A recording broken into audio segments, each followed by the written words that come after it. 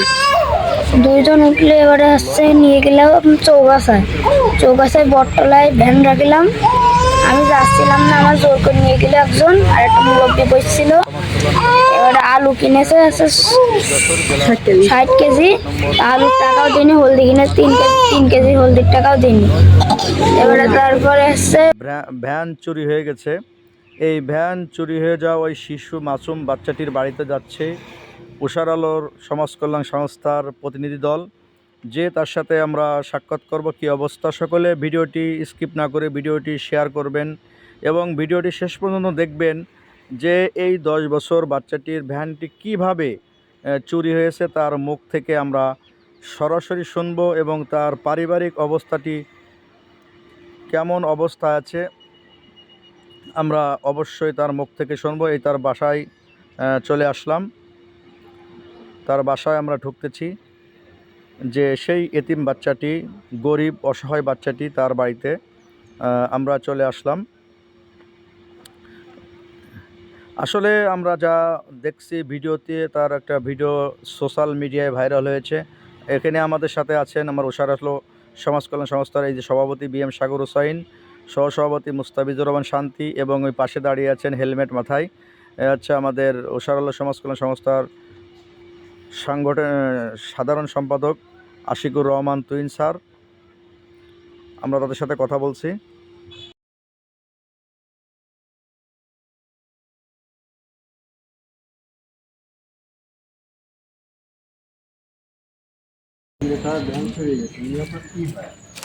আমার দেওয়ারের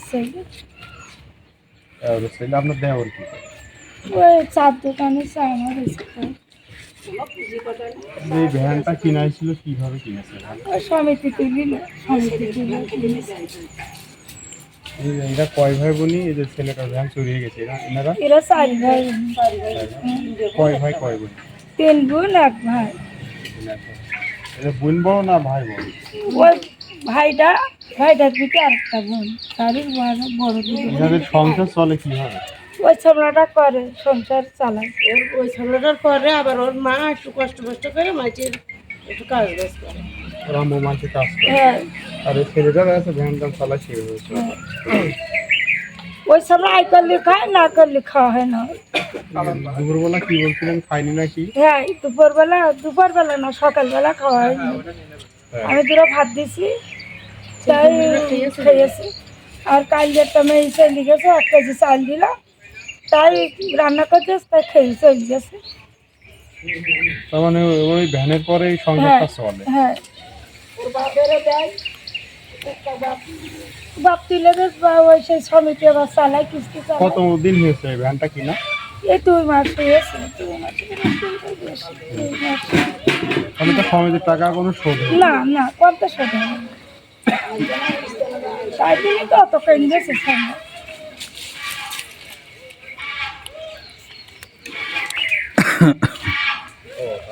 আচ্ছা, আমার বাপের কাছে যাচ্ছি, আর আমরা হলো কাল সকালে।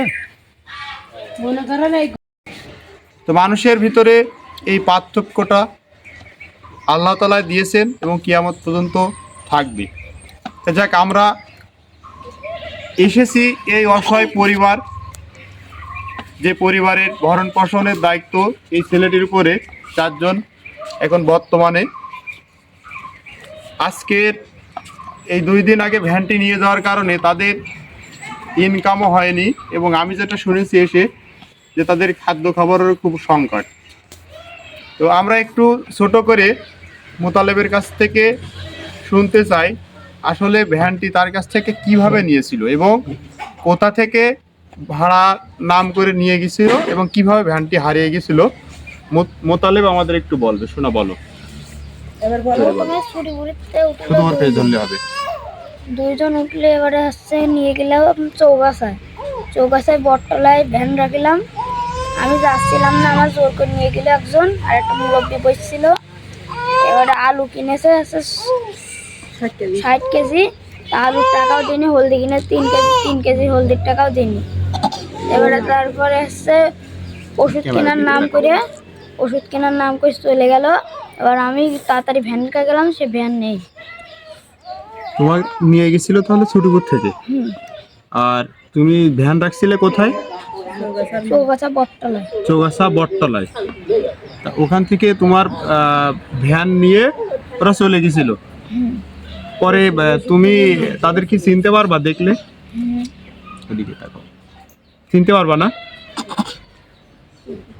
তুমি লেখাপড়া না করে এই অল্প বয়সে ভ্যান চালাও কেন? স্কুলে যাও না তুমি শোনা? ওদের আসলে ওর মা একটু এমনি সেমনি কাজ করে, আর আরো দুটো বোন আছে। আরো দুটো বোন আছে। তাদের চালাই ওর মা। তাই। ওর বাপ তো কাজ মাজ করতে পারে না। ওর দাদি ছিল, দাদি চালাইতো। দাদি চালাইতো। একটা ওষুধ বিক্রি করতো। ওই দেখে সংসার চলে। আচ্ছা আচ্ছা আচ্ছা। বুঝেছো? এখন একদম তো এটা সঠিক কথা। এখন তো তোমার মনে করো যে ভ্যান নেই। আজকে সকালে খাইছো? কি খাইছো শোনা তুমি? ভাত খাইছো? কোথায় গেছিলে আমরা যখন আসছিলাম তখন? ছুটি করে গেছিলে। পরে কি কেউ আর যায়নি। পরে কি আর খুঁজতে গিয়েছো ভ্যান? যাও না। কি কান্না, ও নেটে আমরা দেখে দৌড়োদৌড়ি